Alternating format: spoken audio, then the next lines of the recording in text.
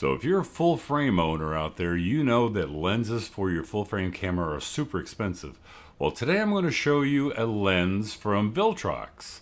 It's a 33mm 1.4 aperture. Well, it's made for the Sony E-Mount. Now this one is for APS-C, but we're going to look at it on a full frame, like on the A7S III, and then I'm also going to have it on my A7IV, because like I said, when it comes to full frame lenses like this Sony G Master, this thing right here, great lens, 24 to 70, but very, very pricey. But I do love this lens though.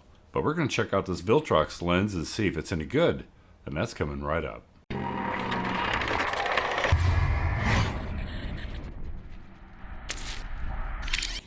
And first things first, before we get into this Viltrox lens, I do want to give you a little disclaimer. Viltrox, they did send me this lens free of charge for me to review. They did not tell me what to say. They have not sponsored this video. They did not pay me for this video, and they don't get to see this video before it's published. I get to give my honest opinion about this lens. But with that out of the way, now let's talk about the lens and some of its specs. Now this lens has a nice large aperture of 1.4, which can give you that nice creamy bokeh in that blurry background, and it'll go all the way up to an f/16. And it also has the ability to set the aperture to auto if you would rather control that in camera. The aperture ring has a bit of a gritty feel to it while you're adjusting it back and forth, but it does have a nice little firm click when you set it to auto. Now speaking of gritty feel versus a smooth feel, the focus ring on this lens has a much smoother feel without any binding feeling at all or any of that grittiness.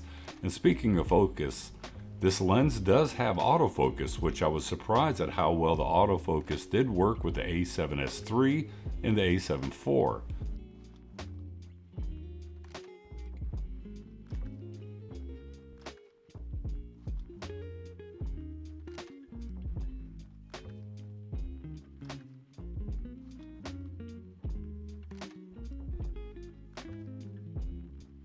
Nice and responsive, and eye autofocus also works with this lens, but it's not quite as responsive as the Sony G Master lenses. And speaking of autofocus, this lens uses an STM stepper motor, which is relatively quiet, but it's not silent.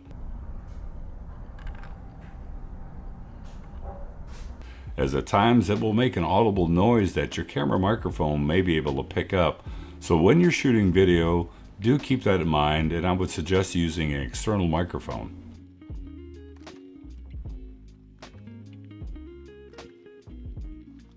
Now regarding the glass, it has 10 elements and 9 groups, and it has an HD Nano multi-layer coating.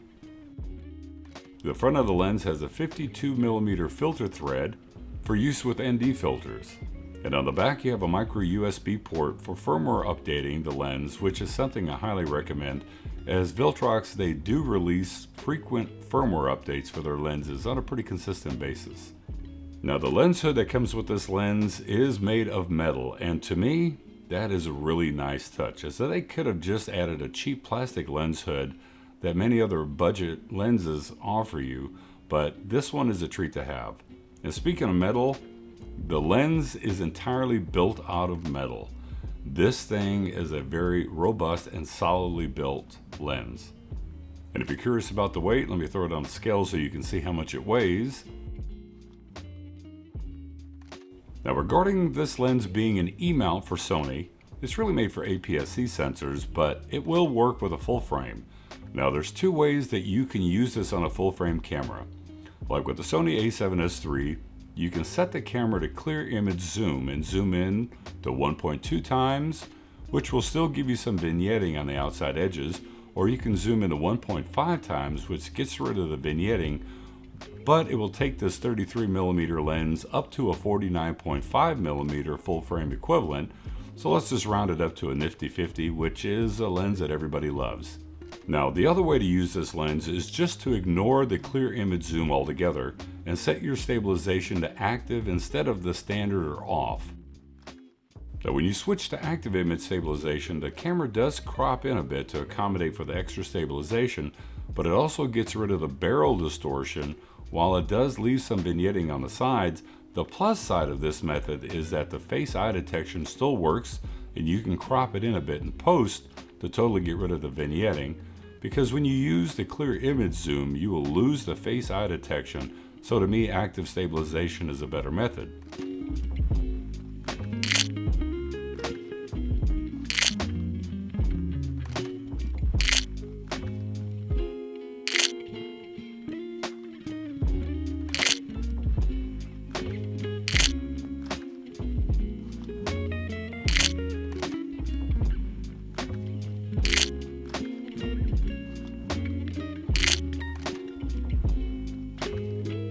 Now, this lens is pretty sharp with some fringing to keep in mind, but once you take this lens to an f2.8 or to an f4, the image gets much sharper. Now, considering that the A7S III is a low-light beast, having an f1.4 lens really makes this camera lens combo fantastic in low light, especially since it has that large aperture.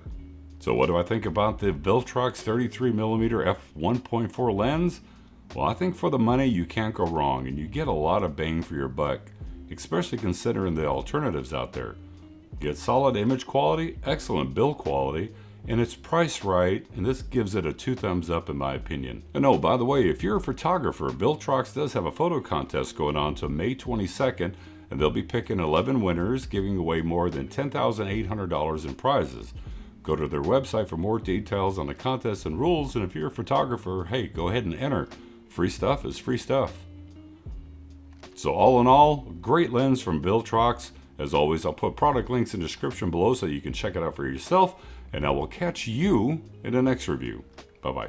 And by the way, if you're wondering, yes, I will be doing a review of this Sony A7IV with its kit lens. Great camera. Stay tuned for that.